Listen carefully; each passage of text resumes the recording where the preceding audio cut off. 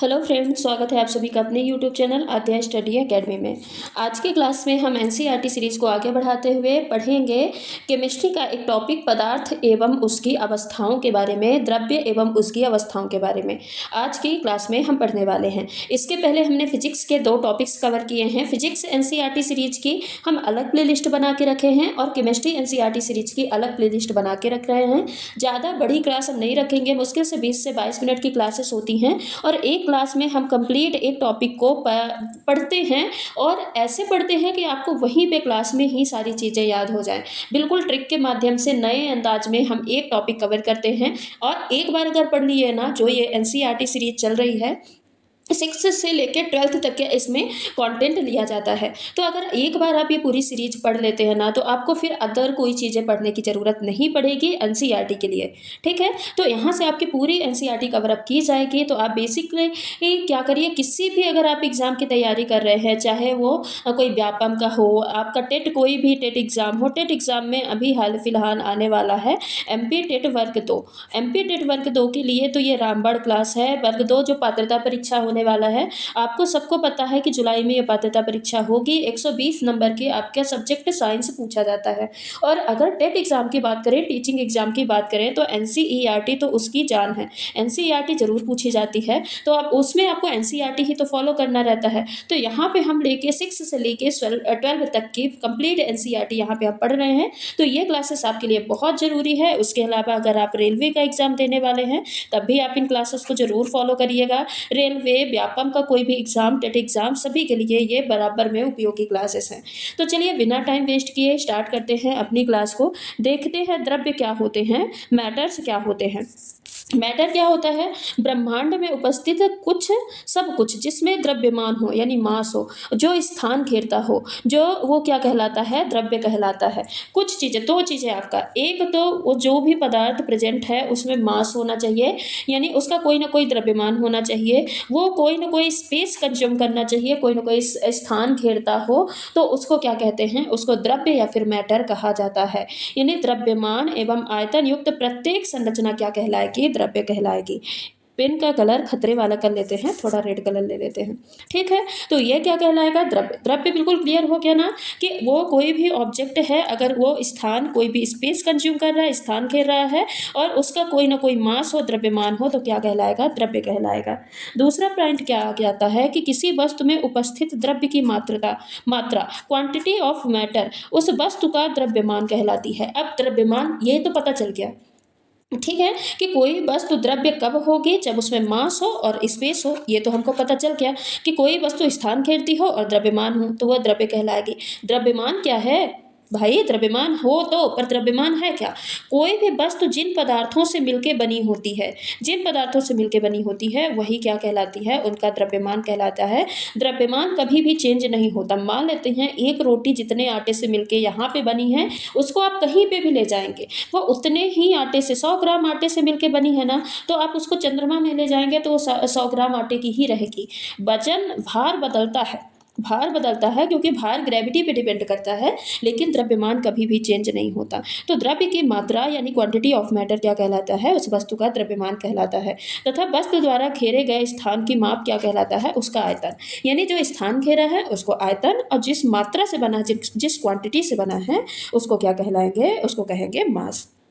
For example, जल है, मृदा, वायु, सोना, कुर्सी, किताब, ये सब क्या कहलाती हैं? सभी वस्तुएं द्रव्य हैं। जबकि ऊर्जा, प्रकाश, ध्वनि, विचार, भावनाएं ये द्रव्य नहीं है। यानी जिन भी चीज़ों को, हाँ, अब यहाँ से एक चीज़ और आपके मन में उठा होगा डाउट, कि जब वायु, मृदा, सोना, कुर्सी, किताब ये सब द्रव्य है, ये सब मैटर है, तो फिर ऊर्जा, प्रकाश, ध्वनि, विचार और भावना यानी जो फीलिंग्स होती है, जो थॉट्स होते हैं, ये क्यों द्रव्य में नहीं आते? तो जिन भी चीज़ों को हम महसूस कर सकते हैं, जिस भी चीज़ को हम महसूस कर सकते हैं, वो सब किस में आता है? द्रव्य में आता है। लेकिन जिसको हम महसूस नहीं कर सकते, आप बताइए, अपनी भावनाओं को, अपने विचार को क्या फील कर सकते हैं? फील मतलब इन द सेंस कि आप सेंसरी ऑर्गन से, सेंसरी ऑर्गन हाथ, कान, नाक, त्वचा, इनसे अगर आप फील कर सकते हैं, महसूस कर सकते हैं, तो क्या किस में कहलाएंगी? द्रव्य में आ जाएंगी। और एक चीज़ और, जिस भी चीज़ में जड़त्व का गुण है होगा, ये एक नई चीज़ है कि जिस भी जो ऑब्जेक्ट है उसमें अगर जड़त्व का गुण होगा, इनर्शिया का गुण अगर प्रॉपर्टी पाई जाएगी, तो वह भी किसके अंतर्गत आएगी, द्रव्य या फिर पदार्थ के अंतर्गत आएगी। तो ये कुछ चीज़ें थी, आई होप आपको ये सारी चीज़ें क्लियर हो गई होंगी। अगला पढ़ते हैं, विश्व की प्रत्येक वस्तु द्रव्य से निर्मित है, अर्थात वस्तु में निहित पदार्थ को ही हम क्या कहते हैं, द्रव्य कहते हैं। अब अगला आ जाते हैं द्रव्य की अवस्थाओं पे। देखिए द्रव्य तो हो क्या कि द्रव्य क्या होते हैं, पदार्थ क्या होते हैं, मैटर क्या होते हैं। अब आ जाते हैं द्रव्य कितने स्टेट में पाई जाती हैं, कितनी अवस्थाओं में पाई जाती हैं। तो बेसिकली तो जो द्रव्य होती हैं ठोस, द्रव और गैस अवस्था में पाई जाती हैं, लेकिन दो अवस्थाएं और हैं, एक है प्लाज्मा स्टेट और एक और है Bose Einstein, BEC, Bose Einstein condensation state. ठीक है, तो ये दो अवस्थाएं और वैज्ञानिकों द्वारा इजाद कर दी गई हैं, ढूंढी गई हैं। बेसिकली जो द्रव्य है 3 अवस्थाओं में पाई जाती हैं। अब इन अवस्थाओं में अंतर क्या होता है, देखिए आप डायग्राम से समझिए। जो द्रव्य ठोस अवस्था के जो अणु होते हैं, ठोस पदार्थ के जो अणु होते हैं, वो काफ़ी पास पास में होते हैं, एकदम पास पास में होते हैं, आपस में अटैच होते हैं। ठीक है, और जो द्रव अवस्था के अणु होते हैं थोड़े से ठोस अवस्था से दूर इसके अणु पाए जाते हैं। गैसियस स्टेज में जो पदार्थ होता है उसके अणु और दूर दूर पाए जाते हैं। और प्लाज्मा तो अलग चीज़ है, इसको हम अलग से समझेंगे। पहले हम ये 3 अवस्थाओं को यहाँ पे समझते हैं। अब इनमें अंतर क्या होता है, अणुओं की दूरी तो ठीक है, अणुओं की दूरी तो ठीक है। अब देखिए अणुओं की दूरी से ही एक पॉइंट बनेगा, क्या बनेगा, अंतरा आणविक स्थान, यानी इंटर मॉलिक्यूलर स्पेस। IMS से लिखेंगे inter molecular space. Inter molecular space क्या होता है कि इनके पार्टिकल के बीच में जो स्पेस होता है इसको क्या बोलते हैं, इसको इंटर मॉलिक्यूलर स्पेस बोलते हैं। तो सॉलिड में जो ठोस अवस्था में पदार्थ होते हैं उनमें इंटर मॉलिक्यूलर स्पेस बहुत कम होता है, जिससे कि उसके अणु क्या होते हैं, पास पास जुड़े रहते हैं और इनके अणुओं में कोई भी गति नहीं पाई जाती। क्यों गति नहीं पाई जाती, क्योंकि जो अंतर आणविक स्थान होता है, इंटरमॉलिक्यूलर स्पेस होता है, वो बहुत कम होता है। ठीक, अब आ जाते हैं द्रव्यावस्था लिक्विड स्टेट में। इसमें जो IMS है, इंटरमॉलिक्यूलर स्पेस है, अंतर आणविक स्थान है, ये इसमें थोड़ा सा ज़्यादा होता है as compare to solid state. यहाँ पे ठोस से ज़्यादा अणुओं के बीच में दूरी पाई जाती है, ये देखिए इतना स्पेस पाया जाता है। तो यहाँ पे क्या होता है, ठोस के कंपैरिजन में अंतर आणविक बल थोड़ा सा, अंतर आणविक स्पेस जो स्थान है वो थोड़ा सा ज़्यादा होता है, जिससे इन अणु जो द्रव अवस्था के पदार्थ के अणु होते हैं उनमें गति पाई जाती है। ठीक, जो गैसियस स्टेट होते हैं इनमें अंतर्वाणविक स्पेस बहुत ज़्यादा होता है। सॉलिड से तो बहुत ज़्यादा होता ही है, लिक्विड से भी बहुत ज़्यादा होता है, जिससे कारण इनके जो अणु हैं, गैसीय अवस्था पदार्थ के गैसीय अवस्था के जो अणु होते हैं उनमें बहुत ज़्यादा गति पाई जाती है, यानी रैंडम मोशन उनमें पाया जाता है। ये चीज़ें आपको क्लियर हो गई, फर्स्ट पॉइंट क्लियर हो गया, कौन सा, इंटरमॉलिक्यूलर स्पेस वाला। अब दूसरे पॉइंट पे आ जाते हैं। दूसरा पॉइंट क्या है, घनत्व। किसमें, घनत्व। अब बताइए घनत्व, घनत्व मतलब क्या होती है, चीज़ें पास पास होना, घना होना। तो घनत्व किस में ज़्यादा होगा, घनत्व ठोस में सबसे ज़्यादा होता है। ठोस में क्या होता है, सबसे ज़्यादा घनत्व होता है, यानी इसके पार्टिकल सबसे ज़्यादा पास पास में पाए जाते हैं। और ठोसों के तुलना में द्रव का घनत्व क्या होता है, थोड़ा सा कम होता है। अगर ठोस की बात की जाए तो ठोस की तुलना में द्रव का घनत्व थोड़ा कम होता है, और गैस का घनत्व तो बहुत ही कम होता है। अगर गैसियस स्टेट की बात की जाए तो गैसियस स्टेट में जो पदार्थ होते हैं उनका घनत्व बहुत ज़्यादा कम होता है। ठीक है, दो चीज़ें, 2 पॉइंट क्लियर हो गया है। तीसरा पॉइंट क्या है, तीसरे पॉइंट पे आ जाते हैं। तीसरा है क्या, मेल्टिंग पॉइंट और बॉइलिंग पॉइंट, BP और MP, यानी मध्य प्रदेश और आपका क्या है, ब्लड प्रेशर नहीं, क्या है, मेल्टिंग पॉइंट और बॉइलिंग पॉइंट। देखिए अब इसके जो ठोस के अणु हैं, जब अणु पास पास में हैं एकदम, जब अणुएं ही पास में हैं तो इनका मेल्टिंग पॉइंट और बॉइलिंग पॉइंट हमेशा क्या होगा, अधिक होगा। अधिक होगा कि नहीं होगा। देखिए मेल्टिंग बॉइलिंग पॉइंट से आप क्या समझते हैं, बिल्कुल आसान भाषा में मैं यहाँ पे बताऊंगी आपको। मान लीजिए कि ये पार्टिकल्स हैं, पास पास में पार्टिकल्स हैं। अब ये जब इसमें ताप हम देंगे, जब भी इसमें टेम्परेचर देंगे, तो ये पार्टिकल जब दूर दूर होंगे, ये सॉलिड स्टेट में है। जब इसको ताप दिया जाएगा तो इसके पार्टिकल्स के बीच में वाइब्रेशन होगा। वाइब्रेशन होगा तो ये पार्टिकल्स थोड़ा सा दूर दूर आएंगे। ठीक है, दूर दूर आएंगे, तब ये किस में आ जाएगा, लिक्विड स्टेट में आ जाएगा, लिक्विड स्टेट में आ जाएगा। अब इसको भी जब ताप दिया जाएगा, टेम्परेचर दिया जाएगा, तो इसके पार्टिकल्स और दूर दूर आएंगे। जब इसके पार्टिकल्स और दूर दूर आ जाएंगे तब ये किस स्टेट में आ जाएगा, गैस स्टेट में आ जाएगा। यानी जब सॉलिड से गैसियस स्टेट में जाने के लिए इसको ज़्यादा ताप की ज़रूरत पड़ती है। एक बार ताप देंगे ये लिक्विड स्टेट में आएगा, दूसरी बार ताप देंगे तब जाके ये बॉयल होगा, गैसियस स्टेट में आएगा। यानी इसके लिए बहुत ज़्यादा टेम्परेचर की ज़रूरत होगी, टेम्परेचर की ज़रूरत होगी बहुत ज़्यादा, तो बहुत ज़्यादा ये टाइम भी लेगा as compare to liquid and gaseous state. तो इसीलिए इसका जो मेल्टिंग पॉइंट होता है, बॉइलिंग पॉइंट होता है, क्या होता है, अधिक होता है। भाई ज़्यादा टेम्परेचर देंगे तब जाके गैसियस स्टेट में परिवर्तित होगा, तो इसका क्वथनांक और गलनांक क्या होता है, अधिक होता है। वहीं पे अगर लिक्विड की बात की जाए तो हमेशा ये इन दोनों के बीच में ही रहेगा, कोई भी पॉइंट होगा ना इन दोनों के बीच में होगा। तो ठोसों की तुलना में क्या होता है, कम होता है, पर गैस की तुलना में क्या होता है, ज़्यादा होता है। और गैसियस स्टेट की बात की जाए तो इसका मेल्टिंग पॉइंट भी और बॉइलिंग पॉइंट भी दोनों क्या होते हैं, बहुत कम होते हैं। थोड़ा सा टेम्परेचर दोगे, गैस की प्रकृति ही है उछल कूद करना, होती है कि नहीं। गैस के जो अणु होते हैं उनकी प्रकृति क्या होती है, उछल कूद करना। तो इनको थोड़ा सा भी टेम्परेचर दे दिया जाएगा ना तो ये उछल कूद करके अपना क्या हो जाएंगे, उड़ने लग जाएंगे। तो यह किसकी बात हो गई, मेल्टिंग और बॉइलिंग पॉइंट की। अब हम आ जाते हैं अगला पॉइंट, यहाँ पे लिख लेते हैं चौथा। चौथा पॉइंट क्या आ जाएगा, आकार और आकृति। आकार और आकृति। अब बताइए आकार और आकृति में क्या प्रभाव पड़ेगा। तो अगर सॉलिड स्टेट में है कोई वस्तु तो उसकी आकार और आकृति फिक्स होगी, क्योंकि इसके मॉलिक्यूल इतना पास पास होते हैं कि अगर आप इसको कंप्रेस करते हैं, इसको आप दबाते हैं, तब भी इसके आकार और आकृति में कोई भी ज़्यादा चेंजेस आपको देखने को नहीं मिलता है। ये अपनी बाउंड्री ऑलरेडी फिक्स किए होते हैं। आप एक पत्थर को दबा के देखिए, उनकी बाउंड्री क्या है, फिक्स है। यानी उनके पार्टिकल्स जितने पास जा सकते थे उतने पास ऑलरेडी हैं। अब उनके बीच में स्पेस नहीं बचा है, जिसको हम बोलते हैं इंटरमॉलिक्यूलर स्पेस। जब उनके अणुओं के बीच में स्पेस ही नहीं बचा तो इनके आकार और आकृति क्या होगी, हमेशा फिक्स होगी, सेम होगी। ठीक है। दूसरा आ जाते हैं लिक्विड स्टेट में। अब इसके पार्टिकल्स थोड़ा थोड़ा सा क्या होते हैं, दूर होते हैं।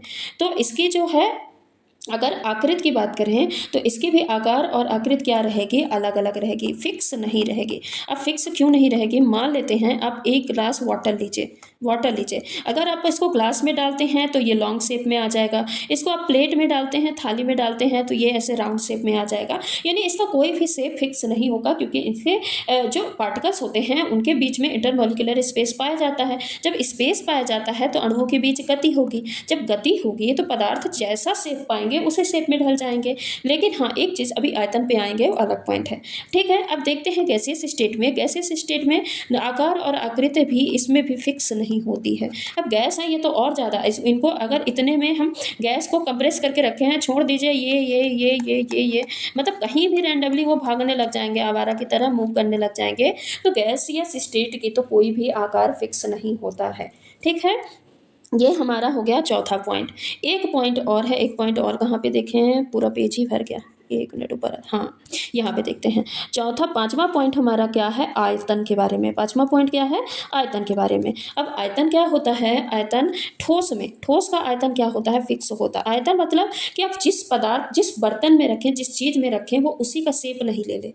अगर वो उसी का शेप ले लेता है तो उसका आयतन क्या होता है, फिक्स नहीं होता है। लेकिन अगर हम ठोस अवस्था की बात करें, जैसे आप किसी ईंट को लेते हैं, अब चाहे आप उसको ट्रक में रख दीजिए, चाहे आप उसको छोटे से बॉक्स में रख दीजिए, वो उसका शेप, उसका जो आयतन है वो फिक्स ही रहेगा। जितने वो आयतन का बना है उतने ही आयतन में रहेगा, उसका आयतन नहीं बदलता है। ठीक है। और अगर लिक्विड स्टेट की बात की जाए, द्रव अवस्था की बात की जाए, तब बताइए इसके आयतन पे क्या प्रभाव पड़ेगा। इसका भी आयतन फिक्स रहता है, इसके भी आयतन में कोई बदलाव नहीं होता। कैसे नहीं होता, देखिए आप मान लीजिए 1 लीटर वाटर लेते हैं। अब 1 लीटर वाटर को आप चाहे एक ग्लास में डाल दीजिए, 1 लीटर ही रहेगा। एक थाली में डाल दीजिए, 1 लीटर ही रहेगा। आप किसी एक बड़ी बकेट में डाल दीजिए, तब भी वो 1 लीटर ही रहेगा। यानी उसके आयतन में कोई परिवर्तन, 1 लीटर अगर कोई वस्तु है ना तो वो 1 लीटर ही रहेगी, उसके आयतन में कोई परिवर्तन नहीं होता है। लेकिन गैसियस स्टेट में आइए, जो गैसीय अवस्था होती है ना, इसका आयतन भी फिक्स नहीं होता, ना इसका आकार फिक्स था और ना ही इसका आयतन फिक्स होता। जैसे कि O2 है, N2 है, आयतन कैसे नहीं फिक्स होता, इसको भाई कंप्रेस कर सकते हैं ना, हाँ, कंप्रेस करके हम इसको कुछ बना देंगे, ठीक है, उसको और कम स्पेस में। देखिए गैसियस एक सीमा होती है, मान लेते हैं इतनी दूर दूर दूर दूर कोई अणु है तो ये गैसियस स्टेट में आएंगे, इसको हम थोड़ा सा कंप्रेस कर लेते हैं, इतना पास पास आ जाते हैं तब भी ये गैसियस स्टेट में रहेंगे। एक सीमा होती है कि अगर इससे पास आएंगे अणु, मान लेते हैं इतने पास अणु आ जाते हैं, तब वो किस में आ जाएंगे, तब वो आ जाएंगे लिक्विड स्टेट में। लेकिन गैस को भी हम बहुत ज़्यादा कंप्रेस कर सकते हैं, इसीलिए उसका आयतन क्या होता है, अनिश्चित होता है। तो ये हमने सॉलिड, लिक्विड और गैस के बारे में यहाँ पे देखिए पूरा कंफर्म कर लिया। फर्स्ट क्या था, IMS यानी इंटरमोलिकुलर स्पेस, जो सॉलिड में बहुत कम होता है, लिक्विड में थोड़ा ज़्यादा होता है एज कम्पेयर टू सॉलिड, और गैसेस में बहुत ज़्यादा होता है। दूसरा आ जाते हैं घनत्व पे, सबसे ज़्यादा घनत्व सॉलिड में होता है, फिर उससे कम होता है लिक्विड में, फिर सबसे कम घनत्व होता है गैस में। फिर आ जाते हैं मेल्टिंग और बॉइलिंग पॉइंट में, सबसे अधिक मेल्टिंग बॉइलिंग पॉइंट होता है ठोस का, फिर लिक्विड का, फिर जाके सबसे कम होता है गैसेस का। फिर आ जाते हैं आकार और आकृति में, ठोस बस का फिक्स होता है, बाकी द्रव का और गैस का आकार और आकृति फिक्स नहीं होता है।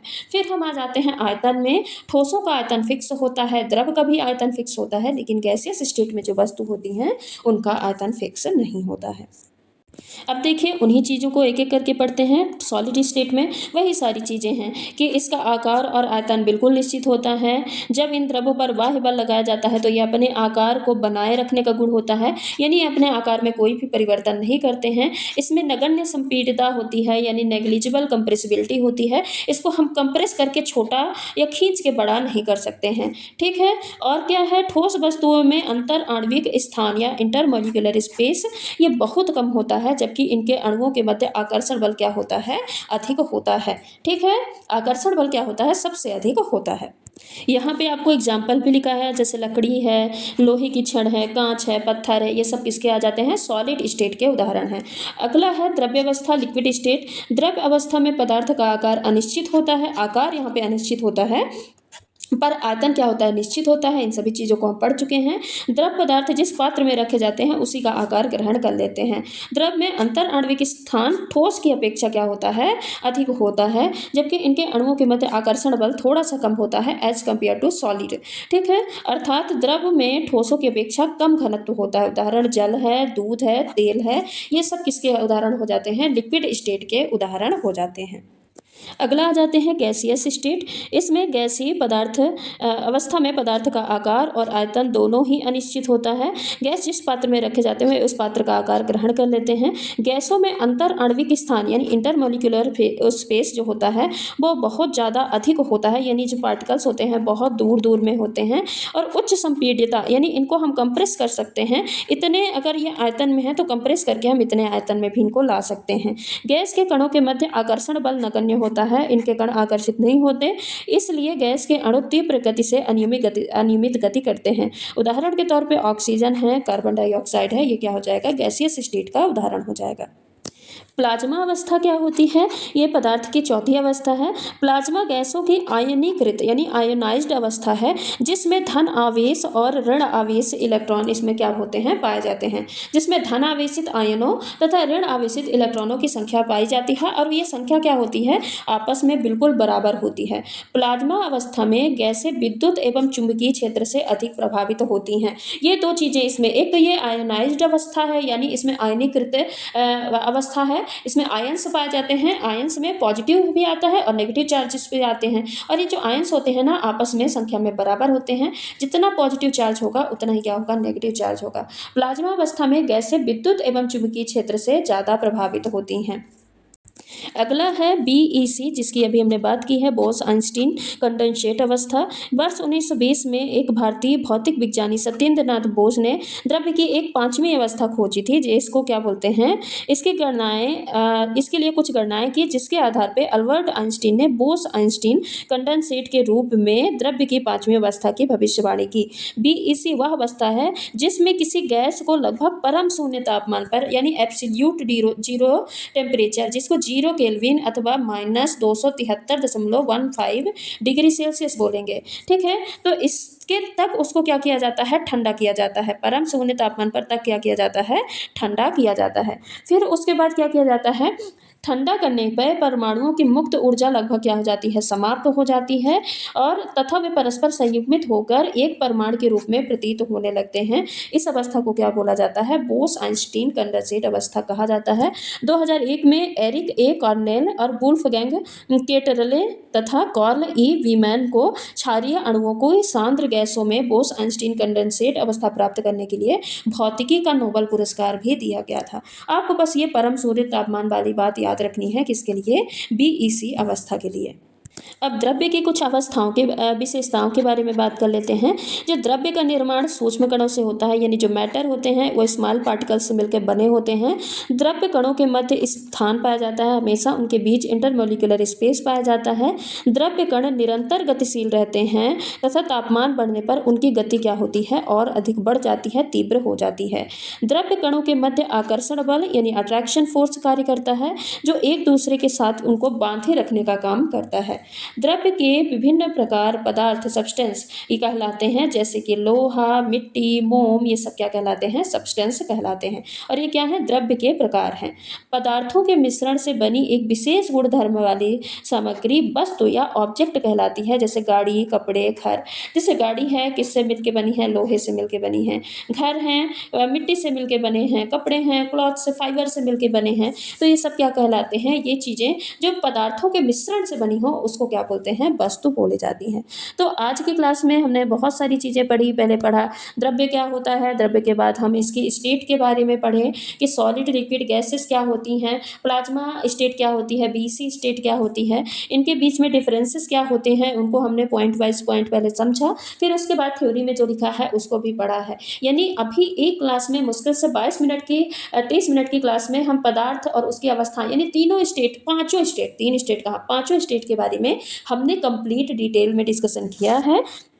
और चीज़ें ऐसी पढ़ी हैं कि आपको यहीं पे कंठस्थ हो जाएंगी, दिमाग में बिल्कुल बैठ जाएंगी। तो अगर आप वीडियो पे नए हैं, चैनल पे नए हैं, तो चैनल को सब्सक्राइब जरूर कर लीजिएगा। इसी तरह क्लासेस पाने के लिए सारी आपकी एनसीईआरटी कवर कराई जाएगी, चाहे केमिस्ट्री हो, फिजिक्स हो, बायोलॉजी हो, सभी की अलग अलग प्लेलिस्ट बनाई जाएगी, जो आपके लिए एक तो देखने में आपको कंटेंट इकट्ठे मिल जाएगा। ऐसा नहीं कि कहीं पे फिजिक्स का टॉपिक घुसा है, कहीं पे केमिस्ट्री का, अलग अलग प्लेलिस्ट होगी, तो आपको ढूंढना नहीं पड़ेगा, सारा कंटेंट आपको इकट्ठा मिल जाएगा। और दूसरा क्या रहेगा, आप इजीली सीक्वेंस वाइज आपको कंटेंट मिलेगा, तो आप इजीली उसको पढ़ पाएंगे और उसका फायदा उठा पाएंगे। तो आज की क्लास को यहीं पे समाप्त करते हैं। चैनल पे नए हैं तो चैनल को सब्सक्राइब कर लीजिएगा, वीडियो को लाइक कर दीजिएगा और नए वीडियो का नोटिफिकेशन पाने के लिए बेल आइकन को जरूर प्रेस करिएगा। धन्यवाद।